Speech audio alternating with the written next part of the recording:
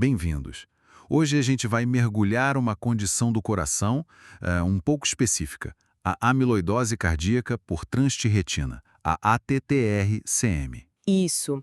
E como ela se encaixa num quadro maior, que é a insuficiência cardíaca com fração de ejeção preservada, a ICFP. Exato. A gente está se baseando num estudo bem recente de Ashton e colegas que saiu no Netherlands Heart Journal. E a pergunta central é: qual a frequência real dessa ATTR-CM em quem tem ICFP? Porque, assim, esse estudo fez algo diferente. Aham. Olhou para todos os pacientes com ICFP, não só para grupinhos selecionados, né? Exato. E entender isso é chave, porque achar cedo faz toda a diferença. Os tratamentos hoje só conseguem frear a coisa, não reverter. Pois é, a ICFP, bom, ela é uma síndrome bem heterogênea, sabe? Várias coisas podem causar esse problema do coração não relaxar direito, mesmo bombeando com força normal. Certo. E a ATTR-CM, que é causada do depósito de uma proteína, é uma dessas causas. Antes, as estimativas variavam muito, né? Falavam de 5% até 25%. Uma variação enorme. Gigante. A grande sacada desse estudo holandês foi justamente investigar pacientes com ICFP sem essa pré-seleção, ou seja, sem olhar só para quem já tinha, por exemplo, o coração mais grosso, tal do LVWT aumentado. Entendi. Uma visão mais... Mas pé no chão da população geral com ICFP. E aí o resultado principal? Pegaram 202 pacientes lá na Holanda entre 2018 e 2023 e a ATTR-CM apareceu em 3%.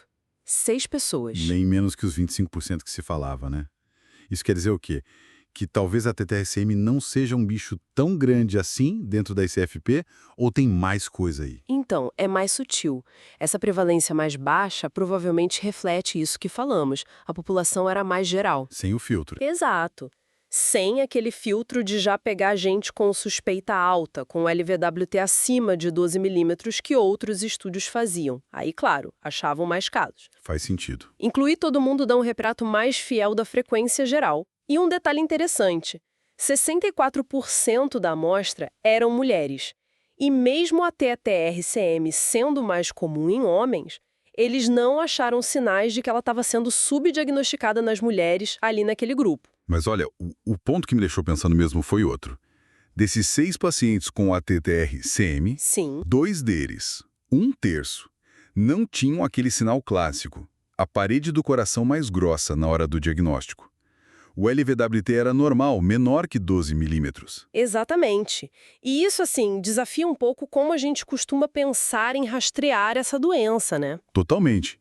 E o que isso significa na prática? Bom, o mais fascinante é que isso sugere que a doença, o depósito da proteína amiloide, pode já estar lá, acontecendo, antes do músculo cardíaco engrossar de um jeito visível no exame.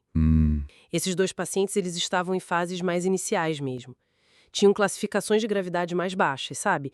Estágio prognóstico NAC 1, classe funcional NIHA, classe 2, menos sintomas, menos limitações. Entendi. Então, se a gente fica esperando o LVWT aumentar para só investigar, a gente pode perder a chance, perder o timing de tratar esses casos mais cedo. Entendi. E o estudo também olhou outros sinais de alerta, né? Tipo, síndrome do túnel do carpo, problemas de coluna. Isso, eles avaliaram vários. E descobriram que 81% de todos os pacientes com ICFP tinham pelo menos um desses sinais. É muita gente. Muita gente. A síndrome do túnel do carpo, por exemplo, foi bem mais comum no grupo da ATTR-CM, né? 67% contra 10% nos outros. Sim, essa foi uma diferença significativa. Mas se tantos pacientes com ICFP no geral têm esses sinais, como é que a gente usa isso para suspeitar especificamente da ATTR-CM? Fica difícil, né? Aí é que está o nó diagnóstico. Exatamente. Os sinais são importantes, sim, mas não são específicos o suficiente sozinhos. Vira e mexe aparecem em quem tem ICFP por outras causas. Complicado. E aí entra outra questão, o rastreamento. A gente sabe que é vital por causa dos tratamentos que existem hoje, né? Que modificam a doença. Sim. Mas sair fazendo cintilografia óssea, que é o exame que ajuda a detectar amiloide no coração, em todo mundo com ICFP, talvez não seja o mais eficiente. Principalmente se a prevalência geral for mesmo na casa dos 3%, como esse estudo sugere. O custo-benefício fica questionável, né? Exato. Precisamos de indicadores melhores ou talvez combinações mais inteligentes de achados. O estudo até apontou algumas outras diferenças nos casos de ATRCM que podem ajudar. Ah, é? Tipo o quê? Bom, eles viram que no grupo ATRCM tinha bem mais homens, 83% contra 35%. As paredes do coração eram, em média, mais espessas, sim, septo com mediana de 15 milímetros contra 10 milímetros, mesmo com aqueles dois casos sem espessamento. Certo. E os níveis de NT-proBNP, que é aquele marcador de estresse cardíaco no sangue, eram bem mais altos. Mediana de 2.258 contra 541 pg/ml. São pistas, né? Pistas importantes. Então, para a gente amarrar aqui, a ATRCM talvez seja menos comum na população geral com ICFEP do que alguns números altos sugeriam, algo em torno de 3%. Parece que sim, nesse cenário sem pré-seleção. Mas e esse é o ponto crucial. Uma parte importante dos casos pode não ter o sinal clássico do coração grosso do começo. E confiar só naqueles sinais de alerta gerais também não resolve. Perfeito. A mensagem central é essa. A gente precisa achar a ATRCM cedo. Os tratamentos funcionam melhor assim. Mas os critérios que a gente usa hoje, principalmente ficar muito preso no LVWT acima de 12 milímetros, podem estar fazendo a gente perder essa janela. Uma janela de oportunidade. Exatamente. Fica claro que tem uma lacuna aí.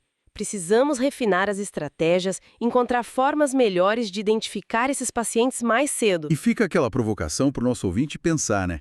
Se esses depósitos de amiloide podem começar anos, talvez décadas antes do diagnóstico, e os tratamentos só desaceleram a coisa, como será que as futuras ferramentas de diagnóstico poderiam evoluir para pegar condições como a ATTR-CM ainda mais cedo? Talvez antes mesmo de ter mudança no coração ou sintoma. É uma ótima pergunta, um desafio e tanto para a pesquisa, né? Encontrar esses sinais bem iniciais. Fica aí para a gente refletir.